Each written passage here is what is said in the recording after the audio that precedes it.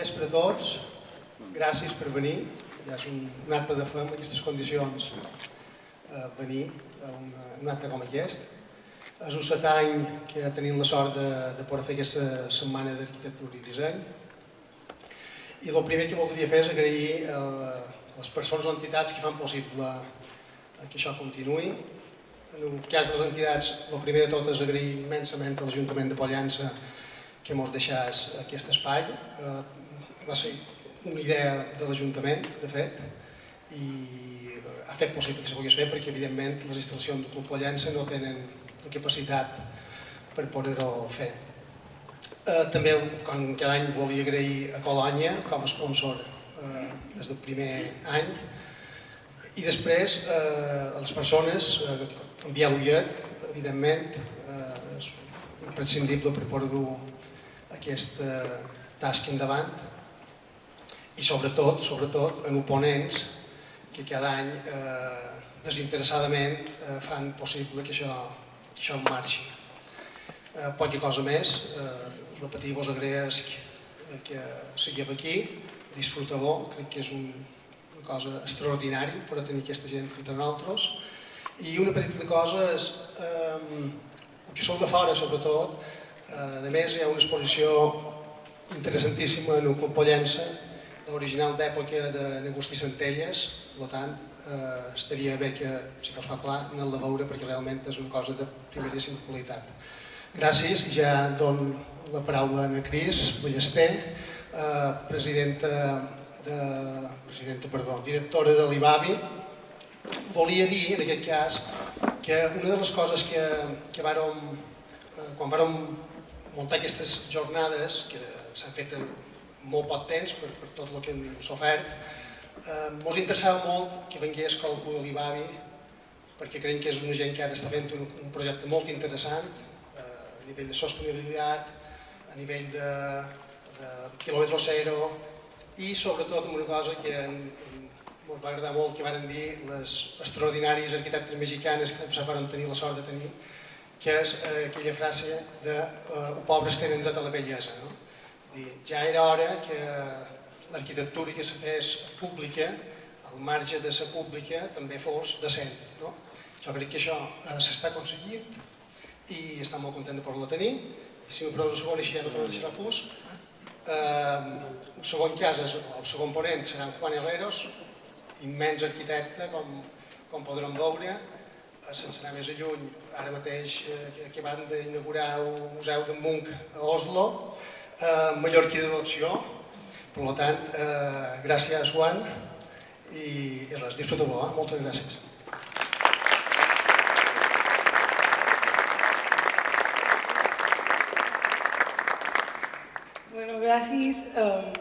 Gràcies a tothom per ser aquí. Avui va ser un 11 d'agost, com ha dit, és ben d'agrair. Yo voy a hacer la ponencia o la charla en castellano porque sé que hay personas aquí que no lo entienden, aunque la presentación está en catalán y alguna frase me va a salir porque soy muy mallorquina, por lo tanto también me disculpo. Gracias a la organización por haber contado con el IBABI y conmigo.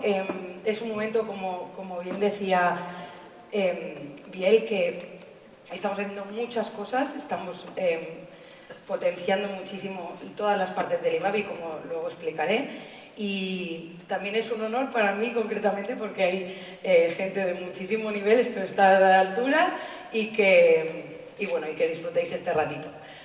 Antes de empezar, he titulado este rato como la sostenibilidad de la vivienda protegida.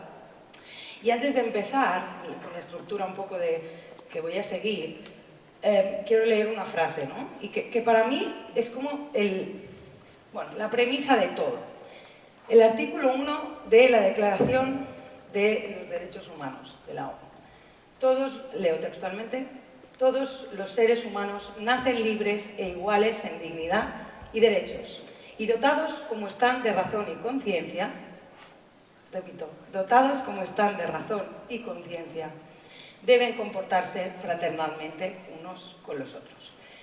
Y a partir de aquí, la vivienda protegida. He marcado un poquito como cuatro etapas o 4 fases. La primera es hacer una pequeña exposición sobre qué entendemos por responsabilidad social corporativa de las organizaciones públicas, privadas, da igual, avanzada, que es también nuestro espíritu desde el IBABI de hace tiempo, pero ahora en este momento mucho, y de ahí también el término sostenibilidad, tan famoso y tan hablado ahora. En segundo lugar, haré una pequeña pincelada sobre la emergencia habitacional, tanto a nivel estatal como en Baleares, que es un drama, y yo creo que cuando veamos aquí cifras, poquitas para no estar mucho tiempo tampoco, pero entenderemos la magnitud del problema y la necesidad real de actuar desde todos los puntos de vista. Luego hablaré del IBABI, claro, de nuestro libro. Y luego haré una pequeña pincelada sobre filosofía, un poquito de vida que me gusta hacer en privado y cómo no voy a aprovechar este momento en público. Responsabilidad social corporativa avanzada. Al final, un contexto, ¿no? A veces todavía hay gente que entiende la responsabilidad social como algo caritativo, como algo solidario, como algo de, bueno, lo que me sobra, o aquellos beneficios o lo que te lo doy, ¿vale? Está muy bien la filantropía, perfecto. Y aquí no estamos hablando de esto. Estamos hablando de contextos como crisis económicas. De repente lo pierdo todo. De repente tengo una inversión y no me sale como quería. De repente no puedo pagar mis deudas. De repente pierdo mi trabajo. Hablamos de cambio climático y yo creo que, dicha la palabra, ya está. Es una emergencia, punto. 2 meses confinados ahora o 3, no sé cuántos hemos estado. Y cómo está el mar, cómo están las playas, cómo está la fauna. Ya está. Nuevas tecnologías, claro. Hoy por hoy te aprendes un programa informático, al día siguiente hay otro y esto va a tope, ¿vale? Y para adaptarse a eso, ¿cómo lo haces, no? Si tienes tu empresa o tienes tu organización, el otro a los 2 días te avanza en eso, ¿cómo hacemos? Cuarto, globalización. Yo digo, esta presentación la podía haber hecho hace 6 meses que no había COVID, pero ahora con COVID creo que más claro que el agua. Lo que pasa en el otro lado del mundo hoy sí afecta. Y en según qué casos afecta parcialmente. En este momento nos está afectando de alguna manera a todos con más o menos fuerza, ¿vale? Por lo tanto, ¿qué hacemos en este contexto? Cambiante, incierto, todo el rato, digamos, ¿no? Para mí 3 claves. La sostenibilidad. La sostenibilidad la definía el informe Brundtland en 1987 ya como aquel desarrollo que es capaz de cubrir las necesidades de hoy sin sacrificar las habilidades de las generaciones futuras para cubrir las suyas propias. Así está definida la sostenibilidad. Por lo tanto, cuando hablamos de sostenibilidad medioambiental, sostenibilidad social, ¿de qué estamos diciendo? Cubro las de hoy, pero también pienso en qué va a pasar mañana y qué va a pasar pasado.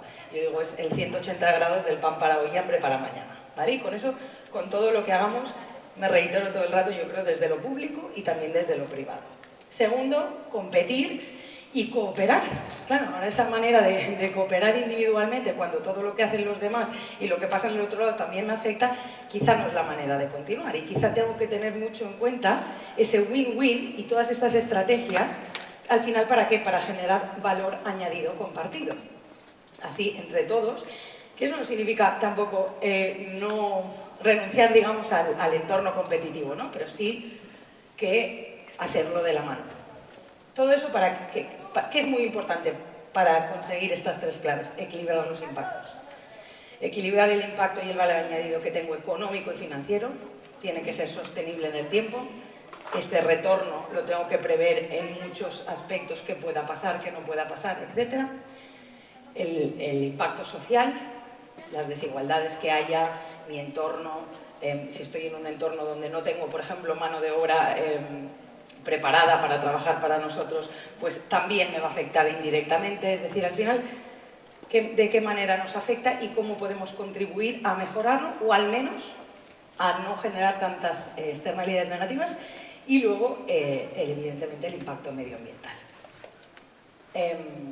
Algunos puntos, digamos, algunas herramientas en cualquier organización, yo creo que son importantes: la planificación estratégica y una estrategia transversal. Es decir, esto no es una cosa puntual que yo hago, sino intentar tenerlo en cuenta en todos productos y servicios y organización interna, y sobre todo implicar a todo el equipo, también alta dirección, trabajadores, trabajadoras, etc.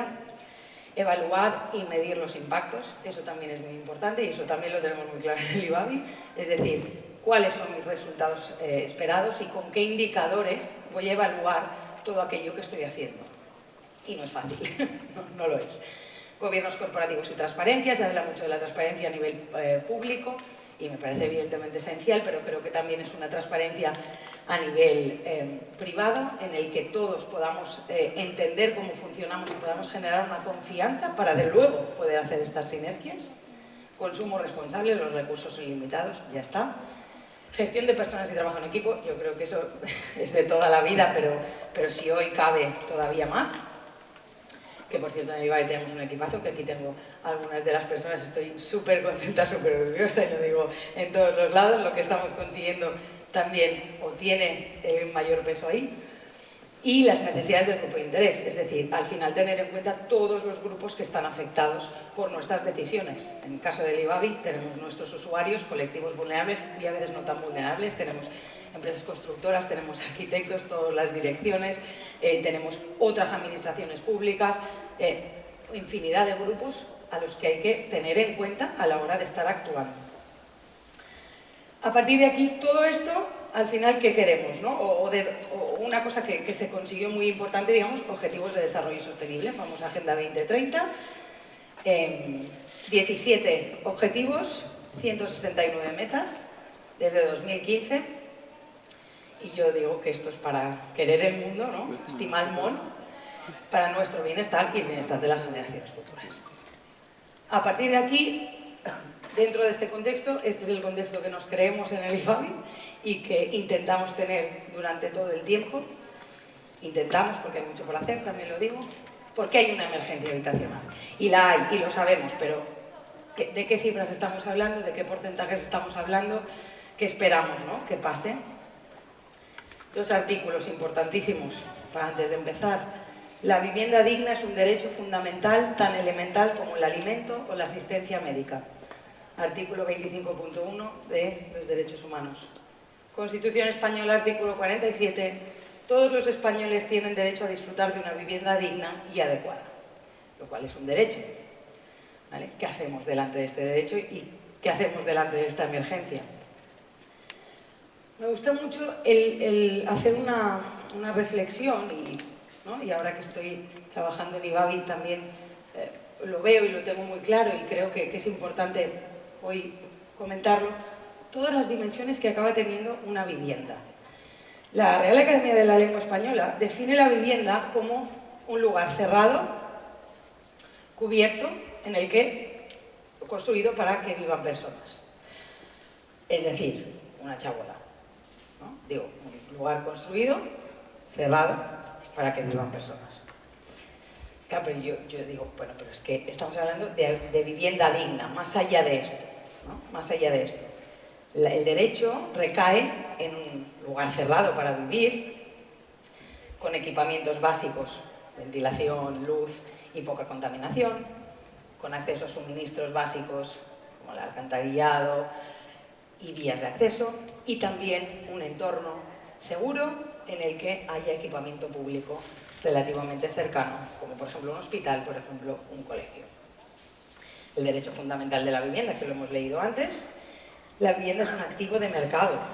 En 2013 el 60-70% de la riqueza representaba la riqueza en frente a otros activos. O sea, muchísimo, que en 2013 lo veremos fue el pico, ¿no? En ese sentido, bueno, ya lo sabéis, la crisis inmobiliaria. O es un bien preferente. En términos económicos, un bien preferente es aquel bien que provoca externalidades positivas, es decir, que tiene un efecto más allá positivo en la población que su propia producción por digamos, placer, ¿no? Entonces, esos bienes, para optimizar, digamos, o para producir el número exacto, ¿no?, en términos económicos, el equilibrio entre la oferta y la demanda, todo el mundo que pide y todo el mundo que produce, es necesario que desde lo público se contribuya a esa producción. La vivienda es una variable clave en el impacto medioambiental, ¿no? En 2019, más del 55% de la construcción era anterior a 1980. Y eso significa que mucha parte no cumple con los criterios de eficiencia energética a día de hoy. Según cifras de la Unión Europea, el 40% del consumo de energía va en construcción, ¿vale? Por lo tanto, con estos dos pequeños datos, yo creo que ya vemos que ahí hay un impacto importante en el que tenemos que tenéis mucho en cuenta, ¿no?, a la hora de producir. Y luego el último punto, variables, factores sociales y psicológicos. Una casa, al final, para todos y todas, ¿no?, llegas a casa y supone una identidad. Yo soy de aquí y vivo aquí. Antes lo ha comentado, ¿no?, Miguel, la belleza. Cualquier persona, ¿por qué no puedo tener un espacio bonito, confortable y cómodo para vivir? ¿Cómo me siento en un lugar así o cómo me siento en un lugar donde no estoy protegido? El sentimiento, la emoción de privacidad, de mi espacio, de mi refugio, etc. Va muchísimo más allá de simplemente tener un lugar donde físicamente yo pueda sobrevivir. Quédate aquí. Diagnóstico. Pequeño diagnóstico. En este diagnóstico hablo mucho de la vivienda en régimen de alquiler, ¿vale? Porque en el IBABI lo que estamos haciendo ahora es gestionar todo el parque y construir con la finalidad de que sea de régimen de alquiler, porque entendemos que en la emergencia, sobre todo, el impacto está ahí. 1950. 49% en régimen de propiedad. Y ahí el ministro Arese, de Franco, dice que es importante, desde el momento en que está el derecho de la propiedad privada, que el Estado empiece a producir. Y a partir de ahí llegamos a unos picos en 2001 que el 82,2% son propietarios o son propietarias de viviendas. Luego hay una pequeña leve disminución hacia el alquiler hasta que llega la crisis inmobiliaria. Y en 2017 estamos hablando a nivel estatal de un 77,1% de propietarios o propietarias. 2008 la crisis inmobiliaria, ejecuciones hipotecarias, gente perdiendo casas, gente perdiendo trabajo. 2013 más del 25% de tasa de paro y luego las consecuentes desahucios por impagos de alquileres, con lo cual el efecto ha sido muy negativo en este sentido también en relación a la vivienda. En 2013, de hecho, había incentivos fiscales a la compra y luego cambiaron y empezaron a dar ayudas al alquiler, precisamente por esta tendencia. En 2014, el precio del alquiler lo situamos medio en 6,77 euros el metro cuadrado. En 2018, 8,3 euros el metro cuadrado. En 2015 nacen las plataformas de alquiler vacacional. Y si bien es verdad que no sabemos hasta qué punto hay un efecto importante en la oferta, porque quizás algunos propietarios no habrían puesto esas viviendas para primeras residencias, ¿vale? Sí que es verdad que tiene algún efecto y que también contribuye a que la emergencia todavía sea mayor. 2018 nos plantamos con un porcentaje de parque público del 1,5%, que es bajísimo. La rentabilidad bruta del alquiler, 5,3%. Y la demografía. Sabemos que tenemos en España una población muy envejecida, pero se espera para 2033 que supere el 25% de la población. La población mayor suele tener más problemas de movilidad reducida, vamos a pensiones, etcétera, y también hay un efecto importante aquí en la vivienda.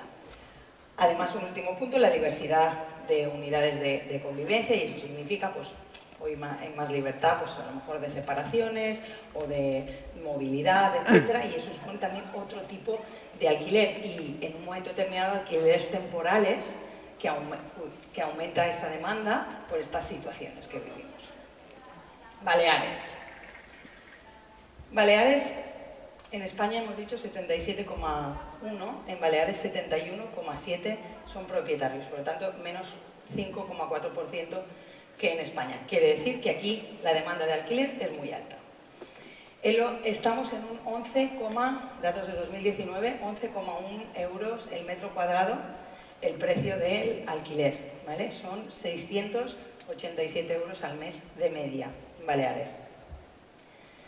tenemos representamos sobre el total nacional el 22,3% del turismo, y eso también significa que este turismo conlleva trabajadores y trabajadoras que vienen de temporada y que también están en Baleares y también necesitan una vivienda de alquiler.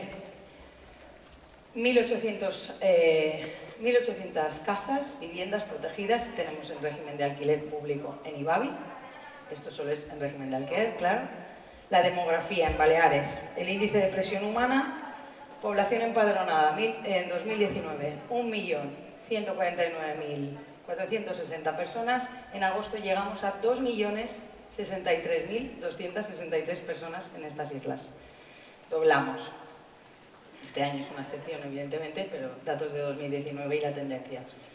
Población envejecida en Baleares, 15,5%. Población joven, también muy demandante de régimen de alquiler, 16%, casi 17%.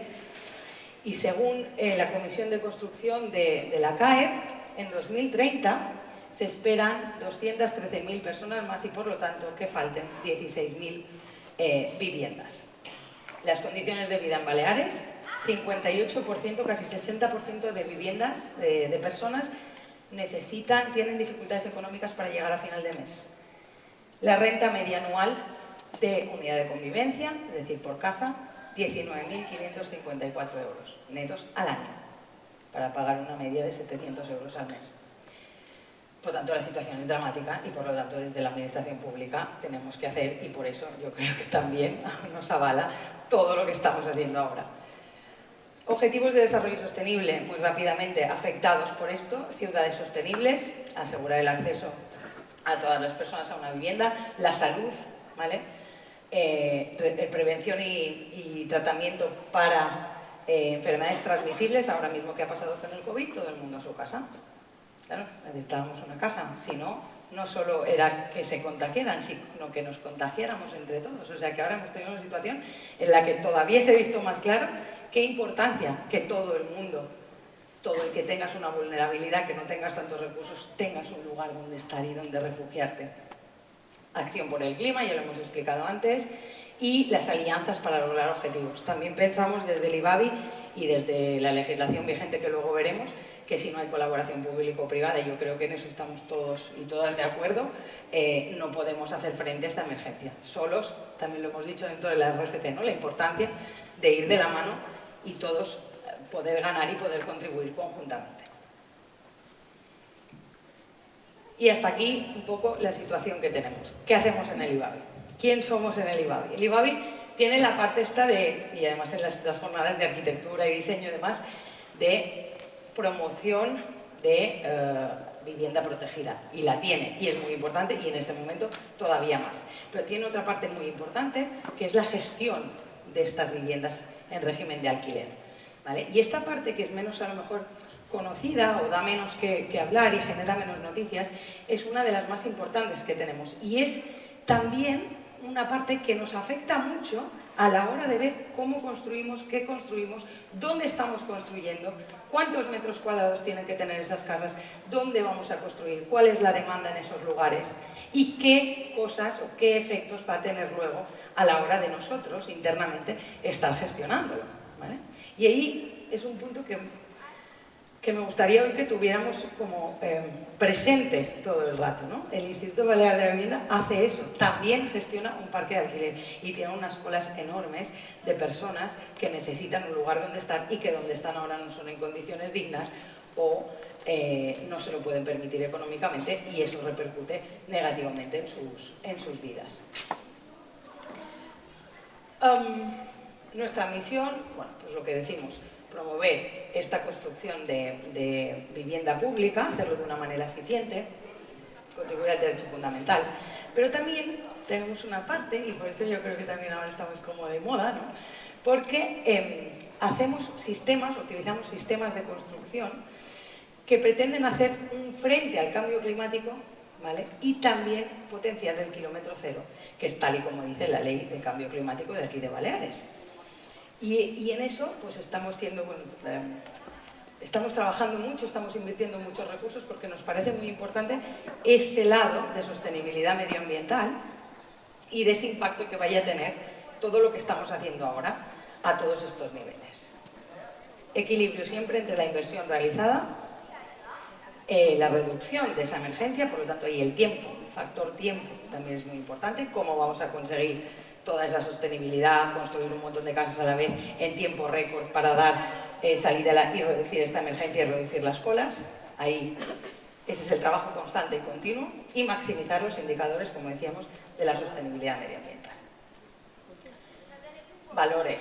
Tenemos los valores de la responsabilidad, generar confianza, los 3 ejes, como decía, de la sostenibilidad, el compromiso, comprometernos con los colectivos vulnerables y con ese desarrollo sostenible, innovar en sistemas de construcción y la calidad, tanto de la vivienda que estamos construyendo como de la atención y el servicio que damos a toda la ciudadanía que está en situación de necesidad en este caso. Que no solo, también aprovecho para decir, que no solo son colectivos de vulnerabilidad, esto también está afectando a rentas medias bajas, que tampoco pueden acceder a un alquiler o a una casa digna porque los precios están altos o porque no hay vivienda. El marco jurídico en el que nos movemos es la Ley 5 de 2019 de vivienda, que esta ley fue muy importante para, digamos, que nos afecte mucho al IVABI en 3 aspectos.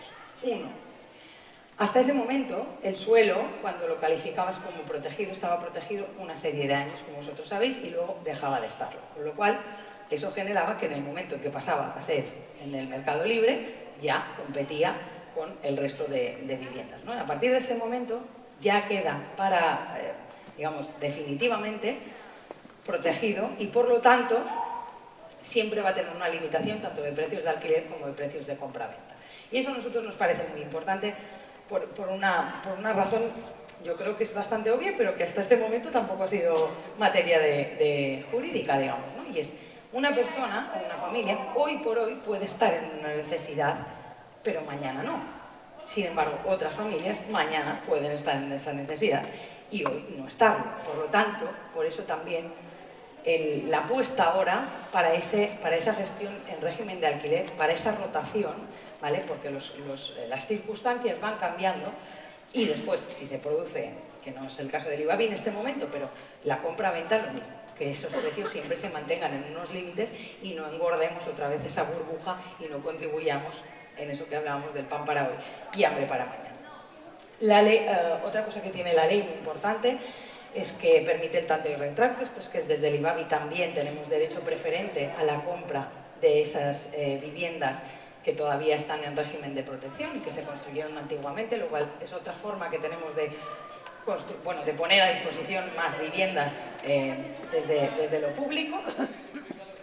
Y luego también incita a la colaboración público-privada, que ya lo incita la ley estatal, pero en esta también queda nombrado. Diferentes maneras de poder colaborar, ¿vale? Que si bien hay una que me parece muy importante y que luego la veremos más, que es la cesión de suelo, que viene desarrollada en el Decreto Ley del 3/2020. Ahí vemos cómo una de las fórmulas para colaborar, que sea cesión del suelo, construcción y alquiler durante X años, un máximo de 50, con promotoras privadas y constructoras privadas.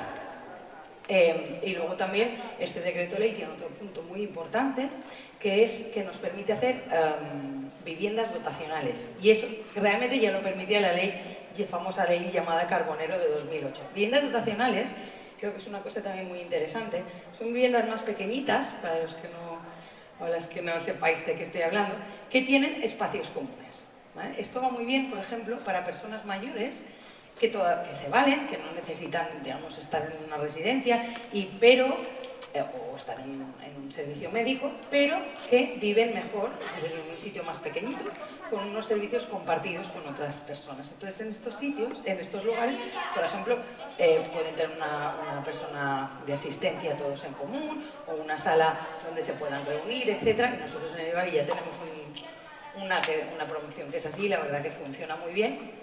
Y aquí en el decreto ley todavía queda más claro. Otro punto muy importante, ¿vale? Podemos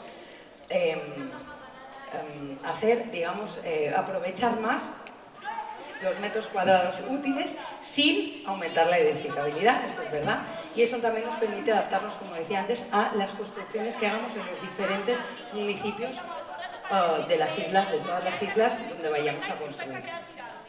Ley de contratos del sector público.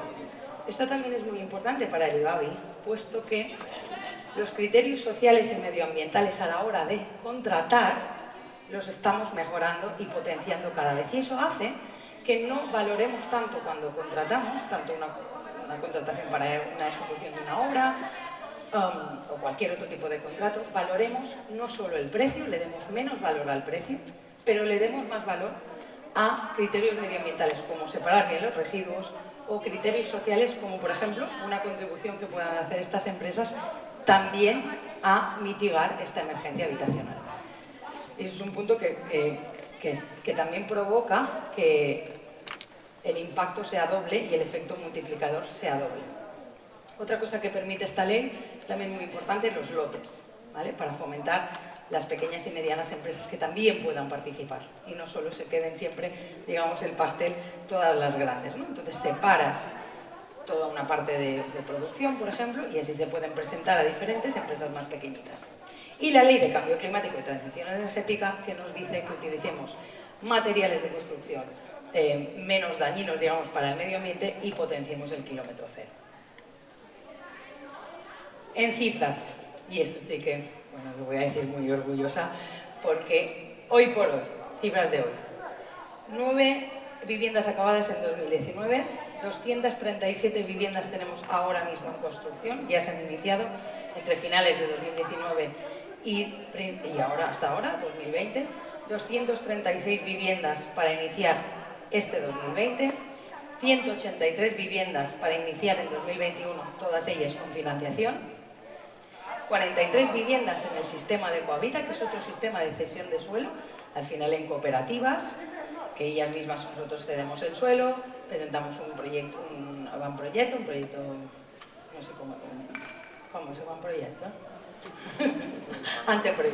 un anteproyecto, y esta cooperativa construye y tiene, digamos, el derecho de vivir allí durante años, y aquí hay 43 viviendas y 19 conseguidas con tanteo y retracto, es decir, que nosotros teníamos el derecho preferente a comprarlas y las hemos comprado.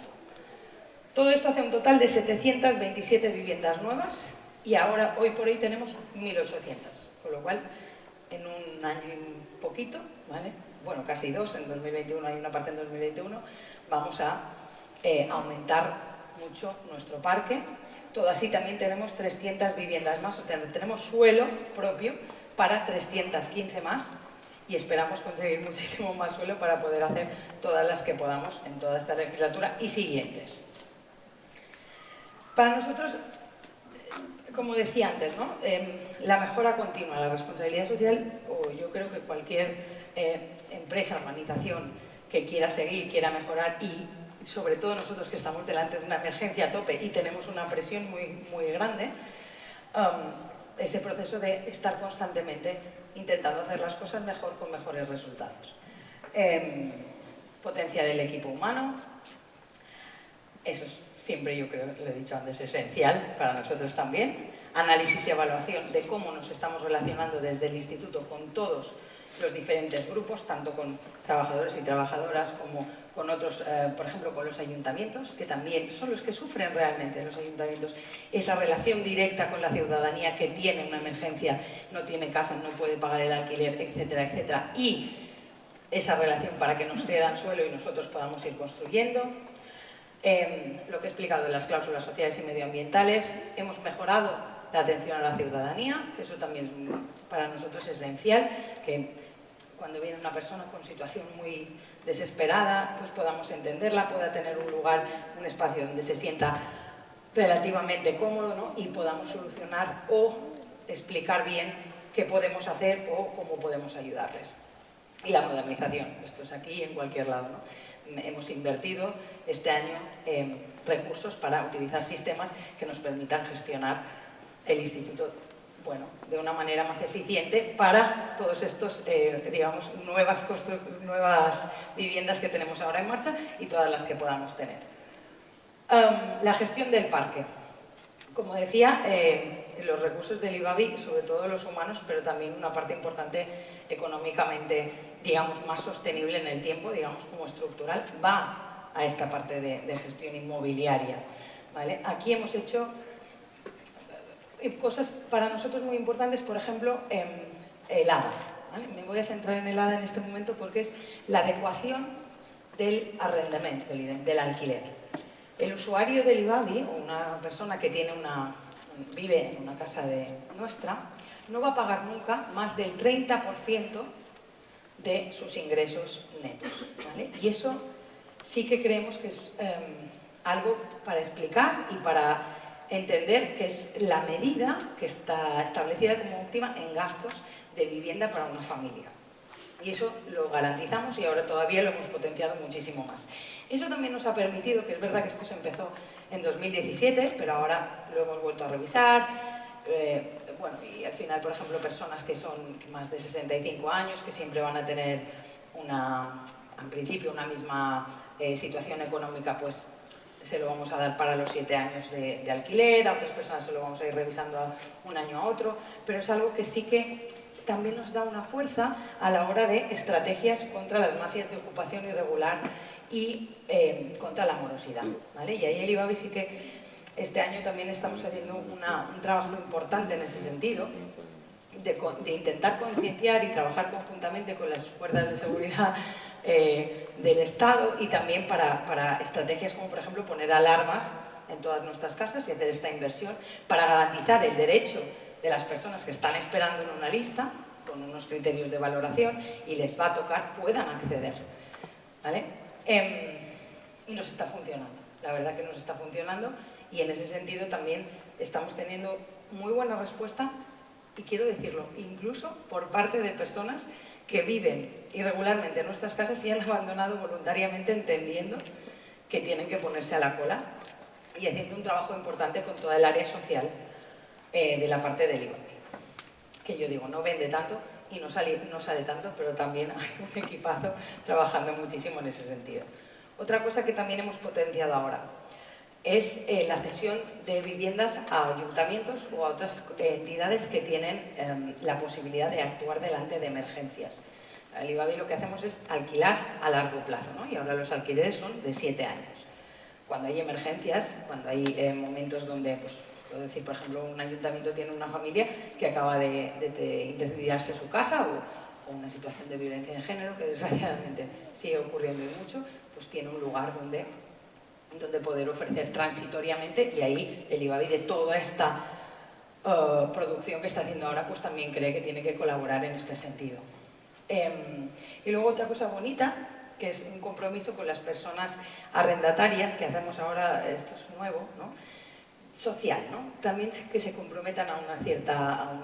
bueno, entiendan mucho todo lo que tienen que estar cumpliendo, por qué tiene un valor añadido estar ahí, la importancia de cuidar dónde están y de valorar, digamos, la suerte de poder estar en una casa de este estilo, ¿vale? Y por otro lado también la garantía para nosotros de que nos han entendido, porque muchas veces los colectivos con los que estamos trabajando, pues por ejemplo, no saben leer, o por ejemplo, no hablan nuestro idioma, o otra serie de circunstancias que hace que a veces haya pues, malos entendidos y eso también mejore la calidad de vida indirectamente de las personas que están viviendo en casas de IVA. Y pasamos a la parte más de arquitectura, ¿no? O más que tiene que ver con estas jornadas de aquí de Pollença, que es la parte promotora, ¿no? En la parte promotora, acciones que hemos hecho de mejora y que también nos permiten un poco llevar el ritmo que llevamos y estos buenos resultados. Construcción, como decíamos, sistemas de construcción favorable para el clima y el fomento de la economía local. Luego pasaremos unas imágenes y haré unos pequeños ejemplos de materiales que utilizamos y qué impacto positivo tienen. Estamos trabajando, ya se empezó hace 2 años creo, el catálogo de materiales sostenibles conjuntamente con la universidad y ya está a punto, yo digo, en el horno para salir, ¿vale? Optimización del número de viviendas y eso en referencia al decreto ley también. Hacer, muy importante, cuando vamos a construir en un pueblo no es lo mismo ni tiene el mismo perfil una persona que va a acceder a un alquiler en mi pueblo, por ejemplo, en Santa Eugenia, que una persona que va a acceder en Palma o que una persona que va a acceder en determinada zona de Ibiza, etc. Y eso también lo tenemos en cuenta Y ahora lo hemos tenido también mucho en cuenta en el concurso de arquitectos de ideas que acabamos de hacer hace nada, el mes pasado. Esa parte de, como decíamos, ¿no?, del equilibrio de la sostenibilidad en las tres áreas, dónde están situados y cómo podemos hacer que ese sitio se adecue a las necesidades del lugar. Los convenios de cesión de suelo público, también lo explicaba antes, intensificar muchísimo, lo hemos hecho, estar mucho en contacto con ayuntamientos, buscar las fórmulas para que puedan cedernos diferentes suelos que tengan y nosotros poder potenciar de una manera u otra la construcción. Estamos trabajando en esa colaboración público-privada y esperamos dentro de poquito ya poder publicar el primer concurso para poder ceder suelo. Y lo que decía, ¿no?, cedíamos suelo y durante un máximo de 50 años se gestiona de manera privada, se construye, etcétera, y luego vuelve a manos públicas. Esa parte la estamos trabajando mucho porque creemos que aquí es importante que todos los agentes que estén implicados, como constructora, promotora, quizás en colaboración con alguna tipo de agencia inmobiliaria, todavía no lo sabemos, pero que todos ganemos, que para todo el mundo sea interesante, que sea un éxito, ¿no? Esto se hizo en Barcelona y bueno, creemos en el proceso, como decíamos, de mejora continua y que en el momento en que lo hagamos, esto se llama gestión indirecta, ¿no? En vez de gestionarlo desde el IVABI, durante todos estos años se gestionaría de manera privada y también un punto importante detrás de esto es que llegaríamos a otro tipo de perfil. Desde el IVABI tenemos unos criterios muy claros de vulnerabilidad y los respetamos, se respetan siempre mucho. Cuando más necesidad, digamos, pues antes tienes una casa, pero no llegamos muchas veces a otros colectivos, como decíamos, personas de más de 65 años, personas jóvenes que también tienen este problema y tienen unas rentas un poquito más altas, pero también sufren este problema y creemos que por aquí también sería otra manera de poner una vivienda a otro, digamos, colectivos o a otros colectivos. Y de hecho lo haremos y esperamos y creemos que va a ser un éxito. Tanteo y retracto también ahora de grandes tenientes. Eso significa que no solo tenemos ahora el derecho de comprar pequeñas casas individuales, digamos, de protección, sino también ahora tenemos el derecho de comprar cuando haya una transacción de un gran tenedor, por ejemplo, una entidad financiera, ¿vale?, un fondo que tiene todo un edificio y lo va a vender el edificio entero. Aquí nosotros tenemos derecho preferente. De momento, esto es hace poquito y todavía no ha habido ninguna compraventa de este estilo, pero puede que la haya y en un momento pones muchas viviendas también a disposición. Hemos potenciado la externalización de redacción de proyectos, ¿vale?, y ahí también, por eso, también más relación con todos los colectivos de arquitectura y todos los colectivos de dirección de obras, etcétera. Hemos creado internamente un nuevo departamento de supervisión de proyectos. Eso hace que también podamos tener muchas más obras en marcha y podamos estar encima de todas y lleguemos a todo. Y, por otro lado, lo que comentaba del concurso de ideas, que ya no solo hemos premiado, o los premiados también van a hacer el proyecto básico, van a hacer el proyecto ejecutivo, pero también va a llevar la dirección de obra y están las obras garantizadas porque van a empezar ya. Se les ha pedido un tiempo récord, digamos, por eso se ha tenido en cuenta y ha sido un trabajo que agradecemos muchísimo porque se han presentado muchos proyectos y la verdad que fue complicado el decidir. Vimos todo el interés que hay en participar, pero también ideas y aprendimos de esos concursos, ¿no?, en colaboración con el Colegio de Arquitectos y pensamos potenciarlo, pensamos hacer más. Y eso es algo que también creo que es interesante porque vuelve a ser una forma de colaboración público-privada indirecta. Y hasta aquí, ahora sí que voy a coger mis apuntes porque yo no soy arquitecta y no me quiero equivocar, pero voy a poner 5 ejemplos de diferentes materiales que estamos utilizando de construcción que yo le he llamado sostenible, ¿no? La posidonia. La posidonia, producto de kilómetro cero, no tiene proceso industrial, por lo tanto las emisiones son equivalentes a cero. Es verdad que es un elemento protegido y hay que pedir permiso a la comunidad para utilizarlo, pero es un aislante que es equivalente a otros materiales que también existen en el mercado. Esto lo hemos utilizado en Life Reusing Posidonia, en Formentera, en las 14. También lo hemos utilizado en Selva do Espriu, en Palma, solo son ejemplos, no porque hay más, pero el Morés mallorquí, que además tiene mucho que ver con el paisaje cultural de las islas, es kilómetro cero totalmente. El proceso industrial tiene una contaminación pues menor, un 25% menor a un hormigón, digamos, clásico. Y tiene una inercia térmica para hacer frente al calor. Lo hemos utilizado en 5 de Carrer Regal de Palma, que ya están terminados. Esos son unos de los que ya entregamos las llaves hace 2 meses. En Son Cervera, que van a empezar ahora dentro de un mes las obras de Peris y Toral Arquitectes, que mañana, por cierto, van a estar aquí.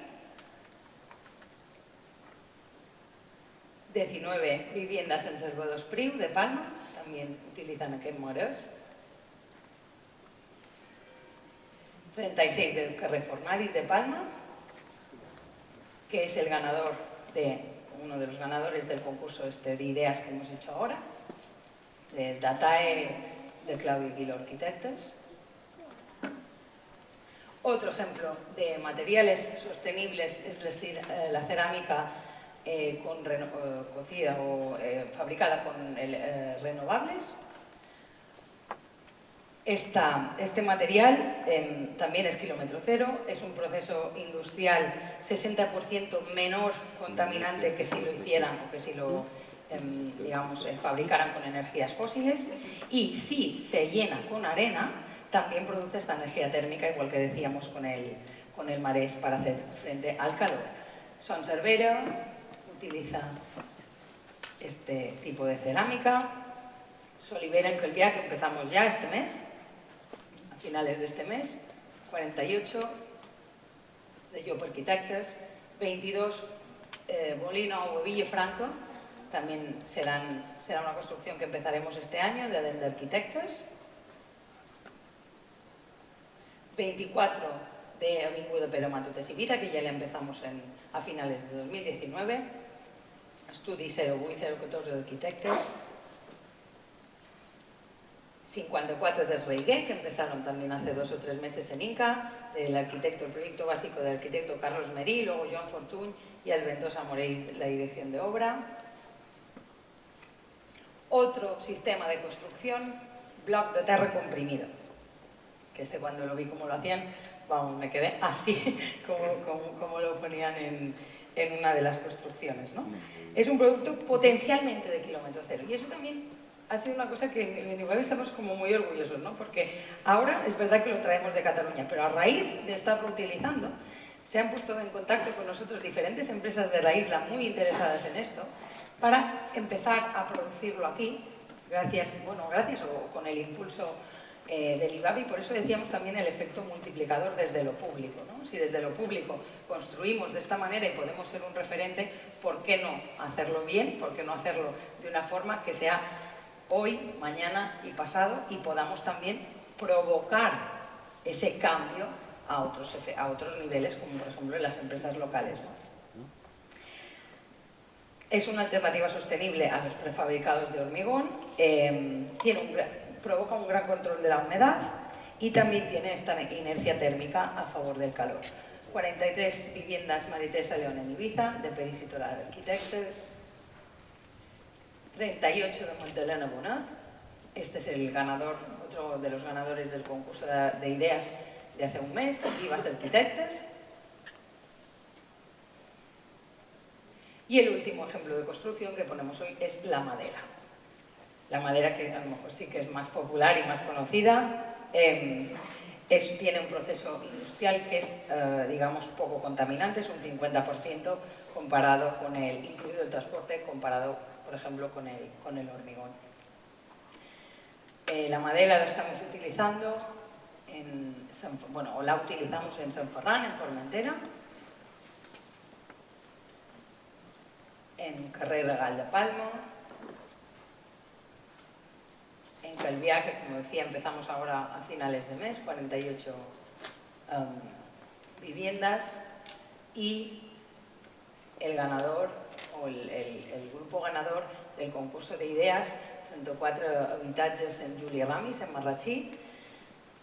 Francesc, Sánchez y González también van a utilizar madera para hacer esta construcción. Y bueno, y hasta aquí un poquito ya la última parte, digamos. Bueno, creo que tampoco para no extenderme más, creo que voy bien de tiempo, ¿sí? ¿Vale? Porque si no, nos pasamos. Yo hablo de un poco lo que estamos haciendo en el IBABI, hemos hablado de responsabilidad social, hemos hablado de querer el mundo, hemos hablado de contribuir desde todos los aspectos, públicos, privados, organizaciones, pero para mí, estamos hablando, perdón, de la sostenibilidad, lo vuelvo a recordar, era ese desarrollo que permitía cubrir las necesidades actuales sin detrimento de las habilidades de generaciones futuras para cubrir las suyas. Pero yo una cosa que pregunto, y me gustaría compartir a nivel privado y también a nivel público, es que para conseguir todo esto a nivel organizativo, a nivel público, a nivel privado, creo que también es importante hacerlo a nivel personal. Y más delante de situaciones como ahora, en una crisis como la que estamos viviendo. Y a partir de aquí, digo, ¿conocemos nosotros nuestras propias necesidades como para querernos y también querer el mundo? La segunda causa de mortalidad entre los 16 y los 29 años, según la Organización Mundial de la Salud, es la depresión. Y esa reflexión, ¿por qué la haces cuando estás hablando del IBABI? ¿Por qué la haces cuando estás hablando de vivienda o de emergencia, ¿no? Bueno, la hago porque al final, cuando queremos conseguir cosas y ¿por qué en un momento determinado cambiamos el chip y empezamos a ir a tope o conseguimos nuestros objetivos? Yo creo que desde ese proyecto en el que creemos, desde ese trabajo en el que estamos implicados, y ahí sí que pongo mucho en valor el instituto, digo, con un equipo humano que cree en lo que está haciendo, yo personalmente también creo mucho en la situación en la que vivimos, que nos realice como personas, que cada día nos podamos levantar y digamos, bueno, nuestros proyectos, sean más o menos relevantes, son importantes, me llenan, y de la misma manera que me llenan a mí, también puede llenar en los lugares donde esté trabajando o con aquello que esté haciendo en el momento en el que lo esté haciendo. Termino con dos reflexiones. Una, creo que todo lo que hagamos en la vida será insignificante, pero es muy importante que lo hagamos porque nadie más lo hará, de Gandhi. Y otra cosa, que todo lo que hagamos en esta vida sepamos que tiene un eco en la eternidad, de Gladiator. Muchas gracias.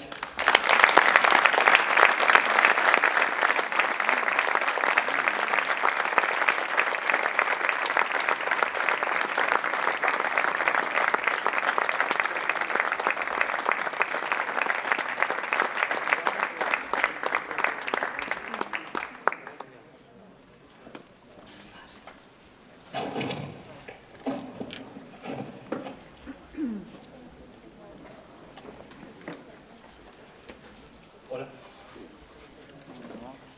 Increíble. Bueno, buenas noches a todos. Es un placer estar aquí después de tantos intentos y de tantas veces. La verdad es que este año era casi perfecto para participar en estas jornadas. Un poco por esta incertidumbre en la que vivimos. Creo que los arquitectos estamos bastante acostumbrados a manejar incertidumbres. Y quizá en este momento pues tengamos algo que aportar. Yo había titulado esta ponencia Vivir Juntos porque creo que es como la primera decisión, el primer impulso que me sugiere la situación que estamos viviendo. Es como tenemos que seguir viviendo juntos, ¿no? Incluso en estas situaciones en las que se exaspera el individualismo y la separación y todas estas, digamos, intuiciones que nos llevan a protegernos demasiado, nunca es demasiado, hay que protegerse, no quiero decir que no lo hagamos, pero el objetivo final siempre tiene que ser preservar esta idea de convivir y de seguir construyendo eso que llamamos cultura, que es algo que no se puede hacer, digamos, aisladamente. Y luego he llamado casas, comunidades y museos para todos porque creo que son las tres escalas en las que hoy en día se está reflexionando y en las que hoy en día se están haciendo todas las preguntas respecto a lo que va a pasar. Muchas de esas preguntas están, digamos, realizadas con una cierta ansiedad como cuando queremos saber el final de una serie o algo así, ¿no? Como qué va a pasar, cuando lo cierto es que la pregunta, yo creo, adecuada es ¿qué podemos hacer o qué sabemos hacer?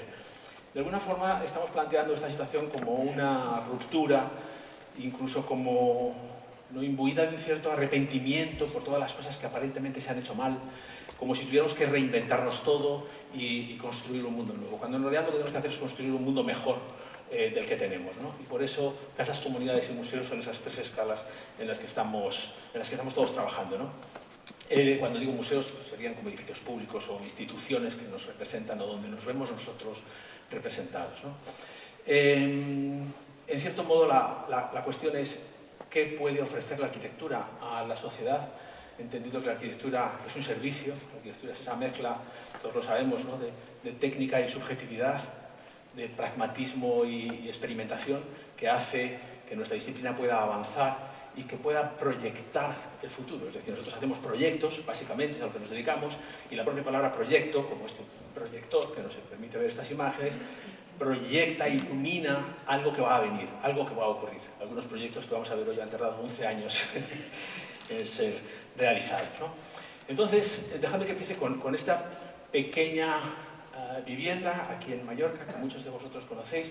También tengo que decir que he preparado esta presentación en la esperanza de que haya una cantidad de personas que no son arquitectos y que son en este momento un público favorito, digamos, como al que realmente me gustaría llegar con algún tipo de mensaje. Pero bueno, todo el mundo entiende esto, ¿no? Todo el mundo entiende una foto aérea de un campo de Mallorca donde unas filas de árboles hablan de las propiedades que quizá ya no existen porque en algún momento hubo una tapia que a lo mejor se ha eliminado y cómo el paisaje va escribiendo una historia de utilización, colonización, entropización, etcétera, ¿no? Y este dibujito que ya sitúa unas coordenadas en el paisaje, un norte, un sur, ¿no? Y que habla de la duplicación de una casa de Rotén, una casa de alperos de labranza o de pastores, que se convierte en esta pieza. Esta pieza es un pequeño, no me gusta utilizar la palabra refugio porque no hay muchas cosas de las que esconderse, es exactamente lo contrario de un refugio, es una condensación de una relación intensísima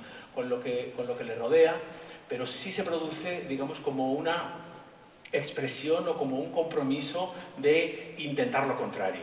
La persona que a mí me encargó esta casa, en realidad me encargó una casa grande de 500 metros cuadrados en una bellísima finca en las proximidades de Artà y un pabellón de invitados aprovechando una ruina existente. Se construyó el pabellón de invitados, esta persona habitó el pabellón de invitados, nunca sintió la necesidad de construirse la casa de 500 metros cuadrados porque descubrió otro modelo de calidad, otro modelo de confort y otro modelo incluso, digamos, de prestigio, incluso de representación, ¿no? Ya no necesitó representarse a través de una casa muy grande, sino que con esto le valía. Este trocito de césped verde es la única colonización del suelo que nos concedimos, es un césped salvaje, todo lo demás es una casa plantada que no necesito hacer un jardín, no necesito hacer sótanos, no necesito hacer piscinas, ¿no? Sino que sencillamente se construyó duplicando una construcción existente de pastores. Esta duplicidad, ¿no? Que se produce así, con la propia simplicidad, con la propia lección aprendida de la construcción original, de la forma en la que se coloca, de la forma en la que recoge el agua, de la forma en la que ventila a través de esa inclinación de la cubierta con las aberturas próximas a la cumbrera y un juego también de querer expresar por fuera, ¿no? Quizá esto es muy venturiano, ¿no? Expresar por fuera una realidad diferente de la que ocurre por dentro, porque de hecho todo el mundo decía que esa casa que has hecho en Mallorca, que tiene 2 pisos, ¿no?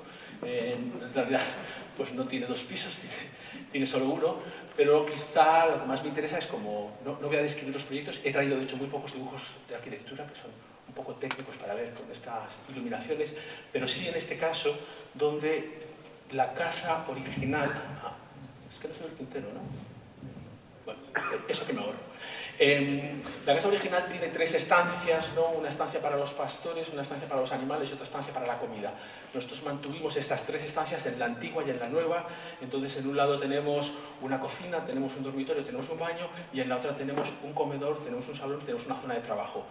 que me interesa recalcar, ¿no? Que en este momento nosotros hicimos un cierto esfuerzo para convencer a esta persona de que se hiciera un sitio para trabajar en la casa, algo que hoy en día pues, resulta muy pertinente, como todos sabemos. Pero la propia casa tiene un duplicado exterior que se produce solo por la aparición de los muebles. Es decir, llamamos comedor a un sitio en el que hay una mesa con unas sillas alrededor. Dentro pues ponemos una silla con mesas alrededor y eso es un comedor exterior. Tenemos una cocina porque hay unos muebles de cocina. Si no hubiera unos muebles de cocina, no sería una cocina. El dormitorio hay una cama que hace que sea dormitorio. Si quitas la cama y pones una mesa, pues se convierte en un despacho, ¿no?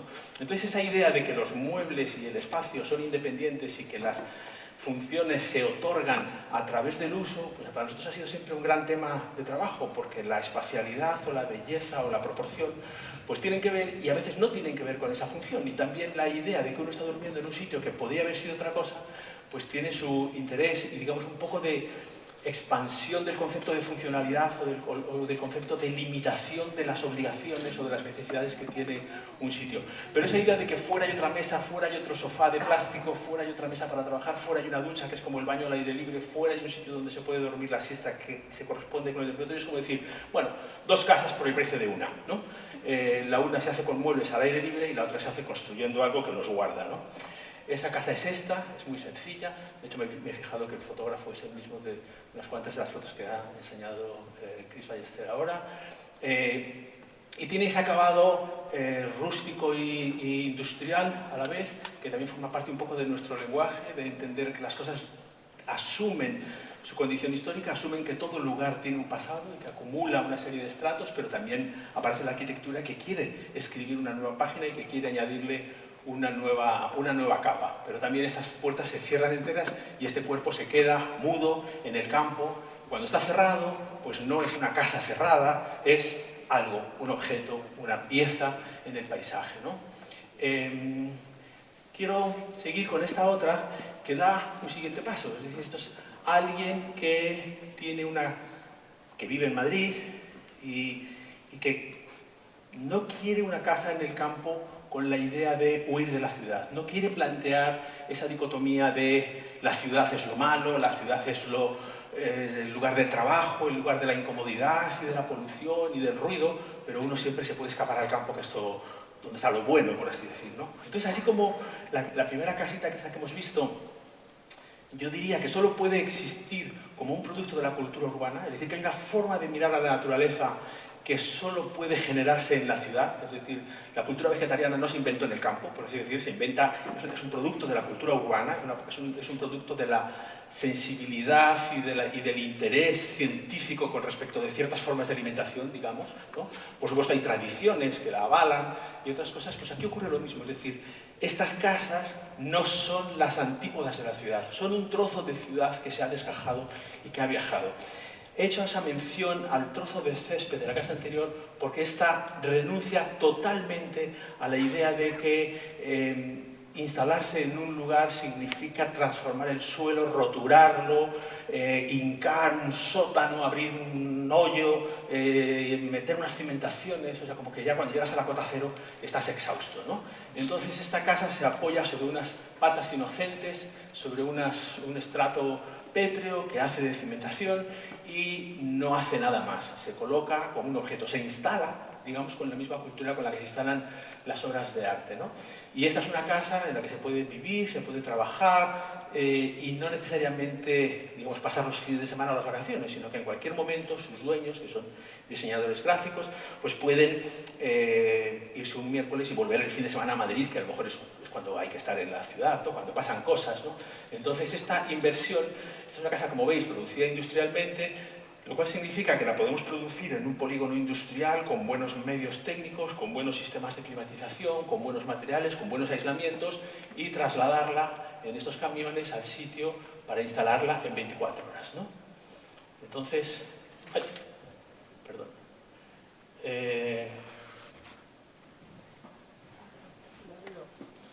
Puedes pinchar en la pantalla, eso es. Es un pequeño vídeo que cuenta el proceso de empaquetado y transporte. Amazon no te manda todavía estas cosas, pero ya llegará de la casa. Es una casa que se se produce en 8 fragmentos. En realidad es una casa industrializada, no es una casa prefabricada, ¿no? Sino que es una casa en la que estos trozos de casa nos aseguran el mínimo impacto medioambiental de la construcción de la casa. Todos sabemos cómo se queda el campo cuando se construye una casa cualquiera, que en 3 kilómetros a la redonda está lleno de plásticos y de polispanes, y no estás viviendo bien, ¿no? A lo mejor, etcétera, ¿no? Y sin embargo, pues podemos llegar, como habéis visto, son las 8 de la mañana, empiezan a colocar estos módulos en los camiones que los traen. La casa viene tan acabada como se puede. Y decía antes, ¿no?, que es una instalación que recuerda más al concepto de instalación que tenemos en el mundo del arte que en el mundo de la arquitectura, de la forma que no hay una construcción, sino que hay más bien un montaje.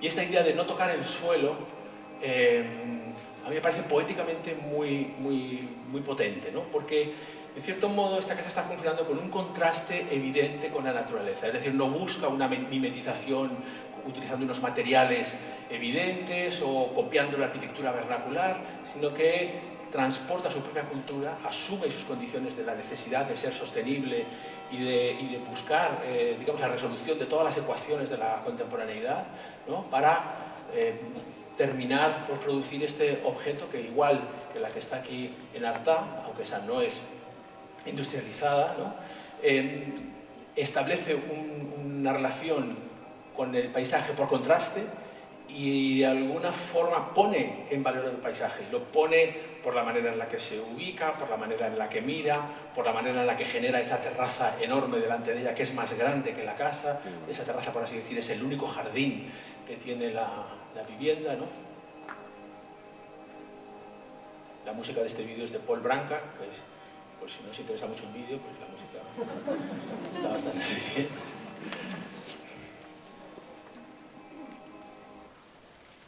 Este es el resultado final. Realmente la idea de habitar este espacio, de nuevo, como decía antes, es una pieza muy pequeña, tiene apenas 60 metros cuadrados, pero es en realidad un gran amplificador de la idea de domesticidad, de la idea de vivir juntos, ¿no? Entonces, he querido empezar por estas casas aisladas, ¿no?, también para darle valor a esta condición del aislamiento como expresión de colectividad, como expresión de sociabilidad, ¿no? Entendiendo que no estamos hablando de la cabaña de Heidegger ni de la cabaña de Wittgenstein en Oslo, vamos, en Noruega, ¿no?, sino que estamos hablando de esta especie de alejamiento transitorio con respecto de la vida cotidiana para entenderla, para verla en la distancia y para poder contemplarla. Y esta primera serie la termino con esta casa que acabamos de terminar ahora en la colonia de Sant Pere, que también es una casa industrializada, construida en Madrid y traída en barco, en un solar alargado y de una geometría un poco complicada y resuelta con una serie de bandas, ¿no? La banda del retranqueo, que es la de los accesos, la banda de la casa, la banda de la terraza, la banda de la piscina. Esta idea de geometrizar el espacio y convertir cada uno de ellos en un lugar con cualidades completamente diferentes, ¿no?, como ocurría en la anterior con una casa interior y una exterior, ¿no?, con esa piscina rehundida, porque no está a la misma cota que esa terraza, como luego veremos, que genera como lugares sorpresa y como experiencias singulares, ¿no?, que cuando se ve desde fuera tiene este aspecto. Eso es una cosa que nosotros trabajamos mucho. En la casa primera también se pueden ver dibujos en las que las persianas están cerradas y en las que están abiertas, de manera que esta idea de la liturgia de lo que abro por la mañana para protegerme del sol, lo que cierro por la tarde, qué pasa cuando no hay gente en la casa, cómo una casa puede no parecer un sitio cerrado, ¿no? Entonces, en este caso, la industrialización de la casa tiene un proceso más complejo que la que hemos enseñado antes. Ya sabemos bastante sobre el tema. Esta casa se trajo en el mismo día entera, ¿no?, desde Madrid, y se montó igualmente en una jornada larga de trabajo, al menos los módulos. Luego las terminaciones y las conexiones necesitan un cierto tiempo, pero no es en absoluto el que precisa una construcción tradicional. Y bueno, por supuesto, pues tiene sus ventajas. que no son estrictamente vinculadas al precio, es decir, nosotros no construimos industrializado para construir más barato, sino para construir con más calidad y también para controlar unos costos que son los que son, porque se sabe cuánto valen las cosas antes de empezarlas, ¿no?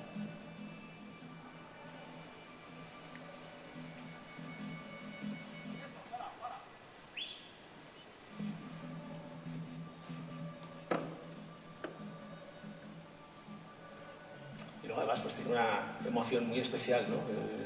Venir un día a Mallorca y ver construir una casa a las 8 de la mañana hasta las 8 de la tarde.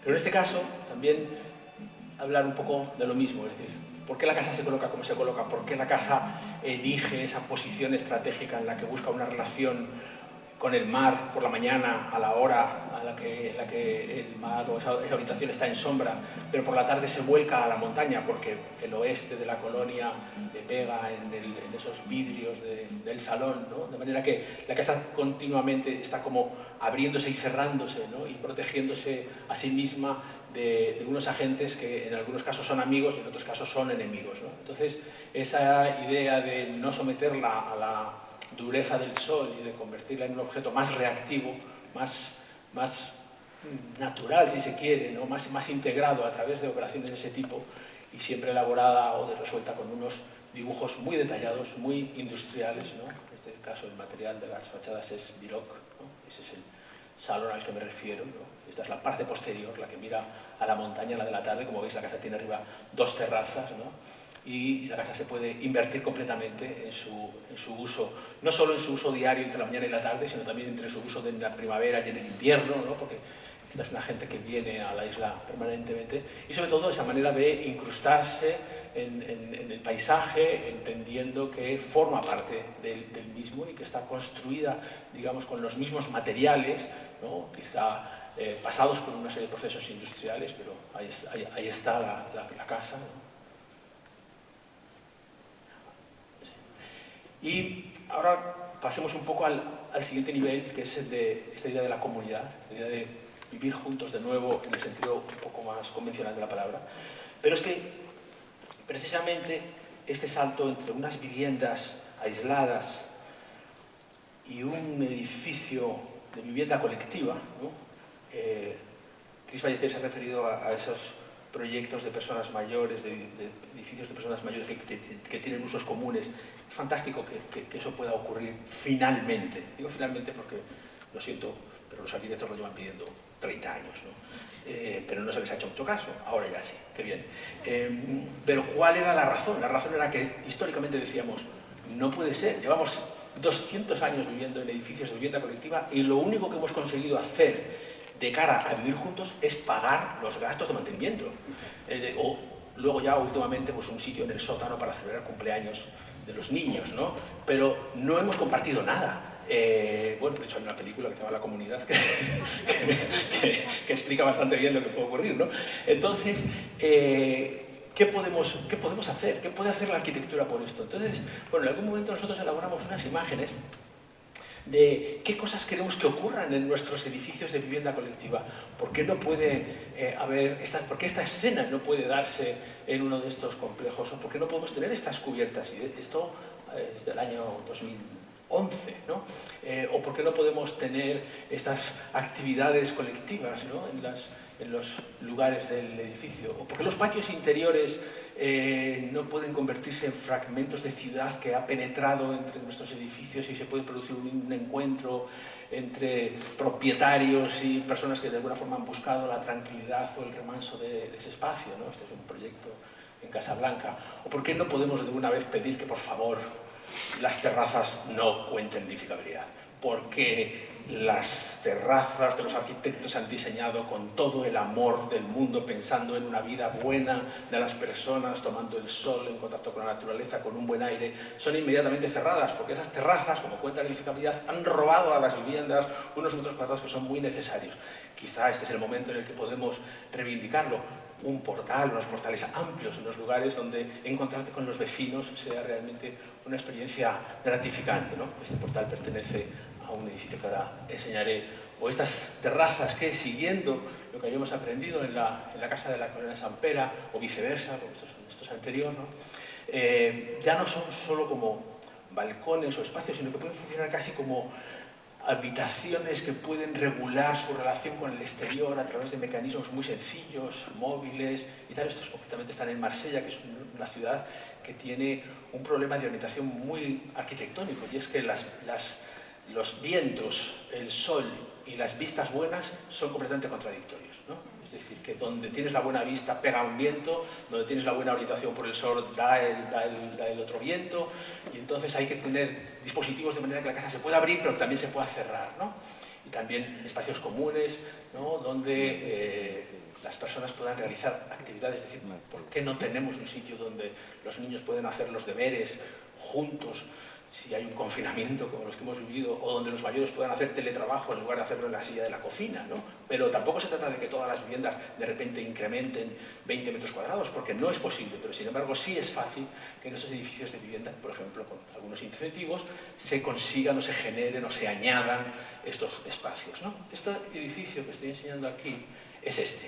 Es un edificio construido en Marsella, es un edificio que mezcla habitantes de protección oficial con habitantes que han comprado sus viviendas en el mercado, con ciertas condiciones, con ciertas gratificaciones o bonificaciones, perdón, pero al fin y al cabo es una política muy, en fin, muy fundamentada y muy bien argumentada, según la cual ese vivir juntos es lo que puede ayudar a que estos niños descubran otros mundos y no estén condenados a lo mejor a vivir en una cierta espiral según la cual les resulte muy difícil salir de su estrato económico, ¿no? Este es un edificio que, como veis, tiene muchos escalones, tiene una serie de volúmenes, pertenece a un proyecto en el que hay varios volúmenes de este tipo, creo que están aquí, todos con una cierta variedad, todos con una cierta diversidad, que parte de esta idea de que hay un jardín que está dentro, entre los edificios, pero también hay una serie de terrazas, hay una serie de huertos y hay una serie de logias o de logias, como habéis visto en las viviendas. Es decir, que hay una sucesión encadenada de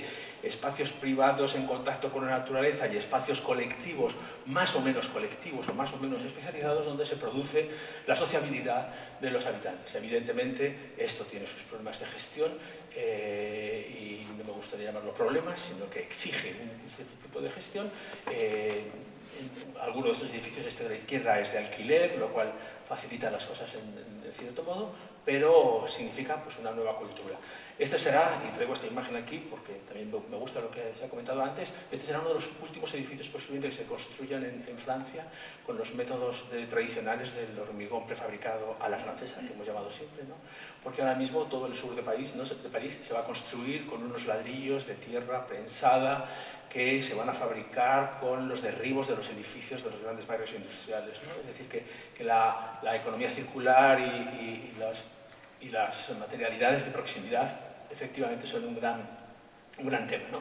Aquí están estas fotos que lamentablemente están hechas cuando las viviendas todavía no estaban ocupadas, entonces casi todas las celosías están cerradas y no se entiende esa riqueza de los movimientos de las piezas y no hay verde todavía, ¿no?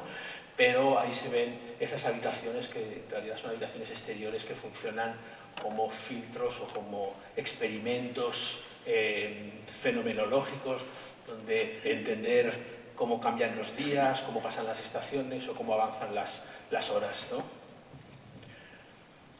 El edificio que ha ganado el FAD este año,